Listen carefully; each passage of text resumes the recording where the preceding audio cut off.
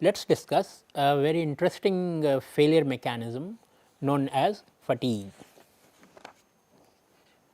Fatigue is failure of a component subjected to cyclic loading.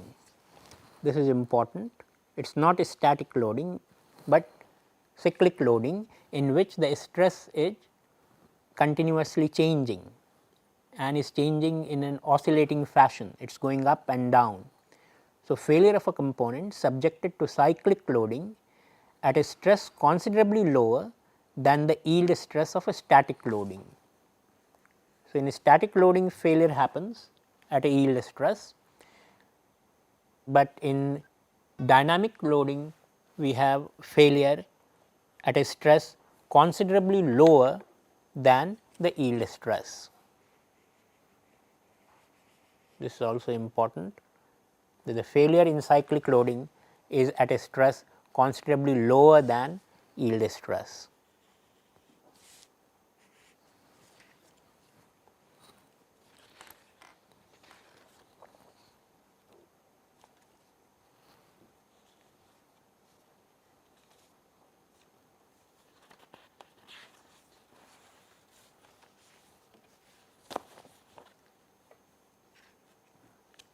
Let us look at what a cyclic stress means. Here we have a nice symmetric completely reversed cyclic loading, in which the stress varies from 0 to a maximum tensile stress sigma max, and then comes down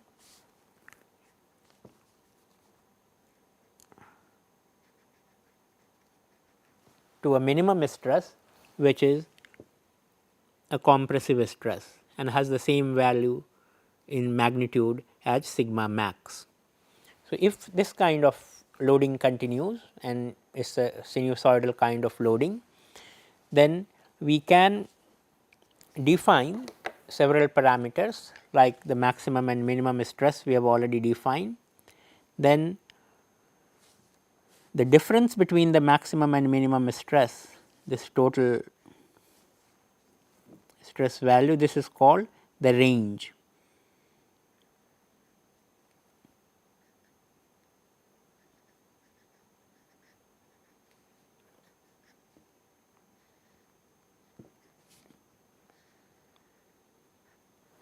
This is range.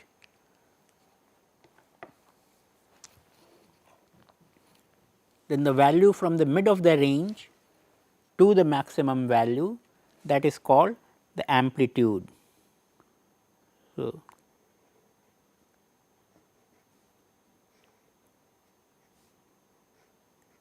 this is amplitude.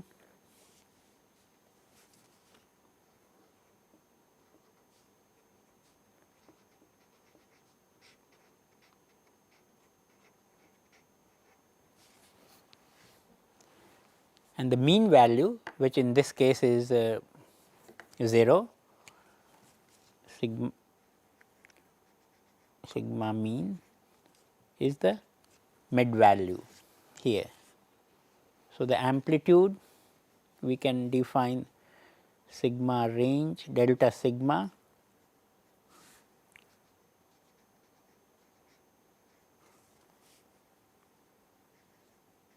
as sigma max minus sigma min, and amplitude will be half of the range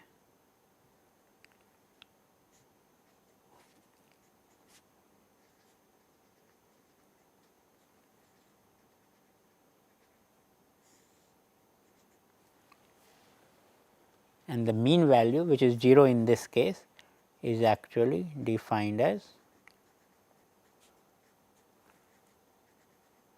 the mid value of sigma max and sigma min, which is sigma max plus sigma min by 2. So, this kind of cycle where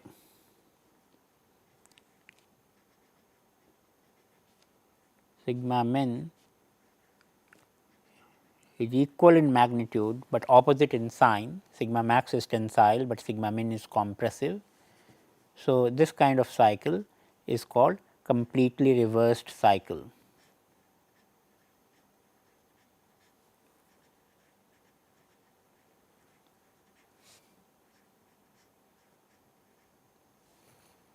One more parameter we define called the ratio R, the stress ratio,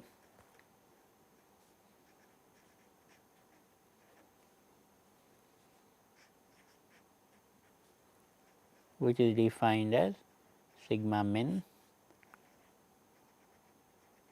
by sigma max. So, in this case for a completely reversed cycle, this will be -1, because sigma min being compressive is negative, but is equal in magnitude to sigma max, which is tensile and so is positive. So, the ratio becomes -1. That was a completely reversed cycle. This one shows an asymmetric cycle.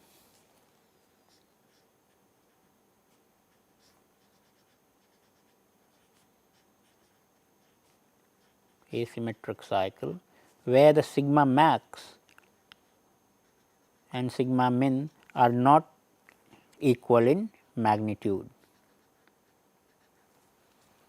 and thus the mean sigma, sigma mean is also not 0, but in this case has some value.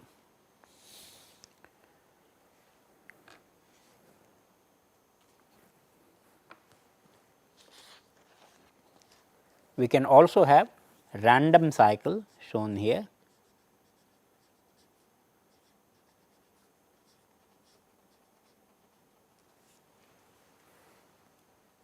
Which is not defined as a single sinusoidal, but has several maxima and minima varying over time.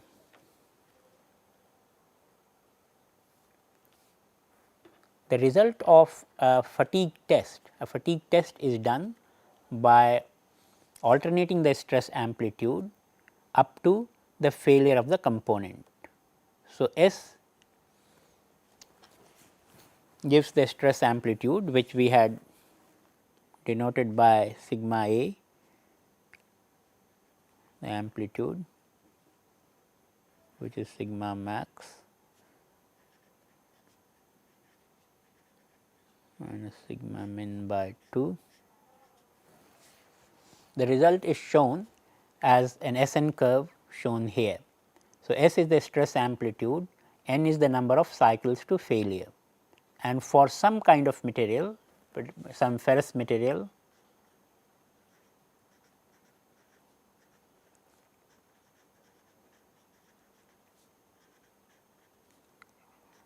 also some titanium alloys,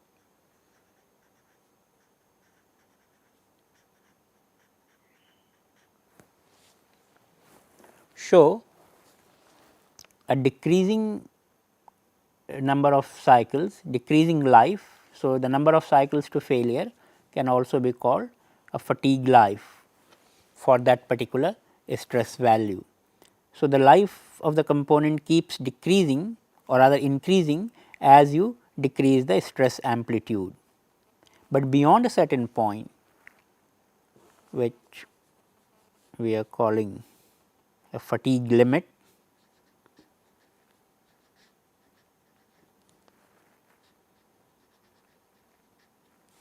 or also known as endurance limit,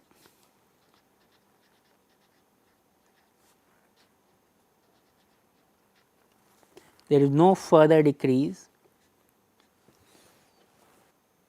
there is no failure of the component with any further decrease in the stress amplitude. So, there is no fatigue failure below the stress amplitude equal to fatigue limit.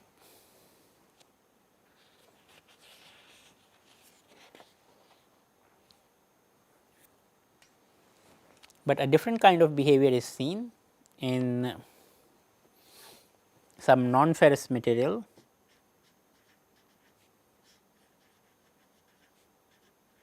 non-ferrous alloy, where there is no fatigue limit in this case. So, the curve does not become horizontal, there is no fatigue limit. So, no fatigue limit can be specified. So, this kind of curve is described by either you can have a specified value of a stress amplitude. So, let us say that stress amplitude S is specified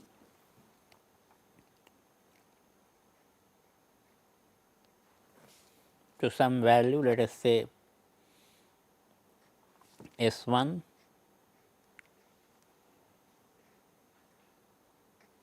then NF1 is called the fatigue life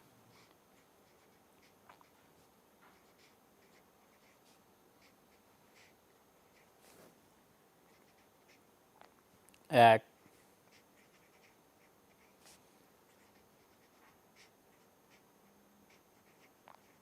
stress amplitude S1.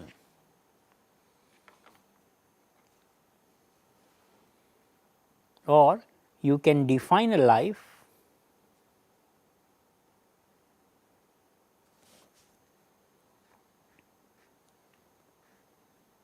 let us say NF2 and find the stress amplitude corresponding to that. In this case, this stress amplitude will be called the fatigue strength.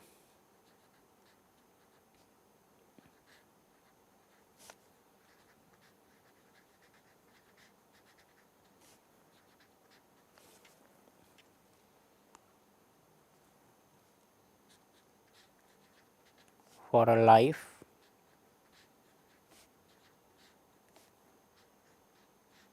of NF2 cycles.